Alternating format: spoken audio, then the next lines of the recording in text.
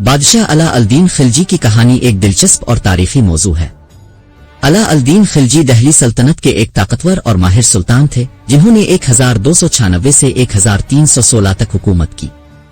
ان کے دور حکومت میں دہلی سلطنت نے اپنی سب سے بڑی توسیع کا تجربہ کیا۔ علا الدین خلجی کی پیدائش 1266 میں ہوئی اور وہ جلد ہی دہلی سلطنت کے ایک طاقتور سپہ سالار بن گئے۔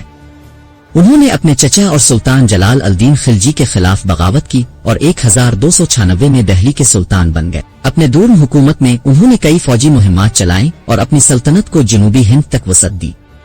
انہوں نے گجرات، رنتھمبور، مالو، منڈو، اجین، چنڈیری، سوانا، جالور، ورنگل، دوار سمندر اور حوصل ریاستوں پر فتح حاصل کی۔ علا الدین خلجی ایک ماہر منتظم بھی تھے اور انہوں نے اپنی سلطنت میں کئی انتظامی اصلاحات کی۔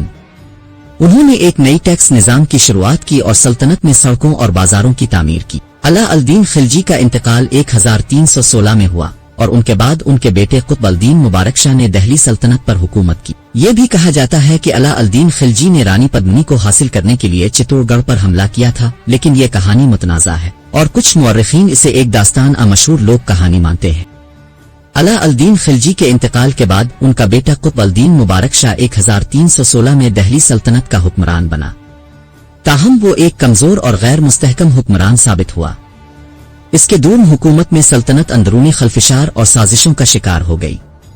قطب الدین کی حکومت زیادہ عرصہ نہ چل سکی کیونکہ 1320 میں اس کے ایک درباری خسرو خان نے اسے قتل کر دیا اور خود کو سلطان قرار دے دیا۔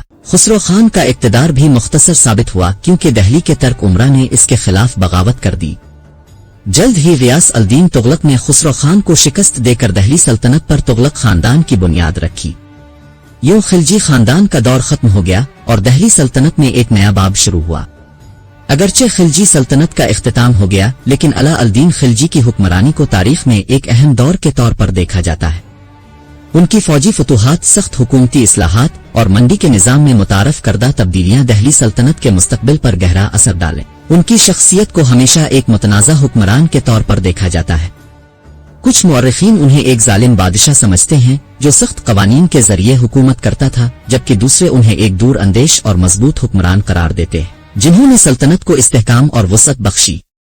ان کے دور کی کہانیاں آج بھی تاریخ، ادب اور فلموں میں زندہ ہیں۔